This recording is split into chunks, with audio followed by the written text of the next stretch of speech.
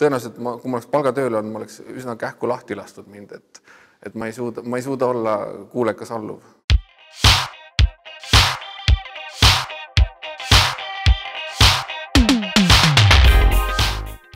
Mulle vist ei ole kunagi meeldinud teha seda, mida keegi teine ütleb või käseb ja sellepärast mulle ei meeldinud ka koolis käia, et ma pidin õppima mingeid lollakaid luuletusi pähe.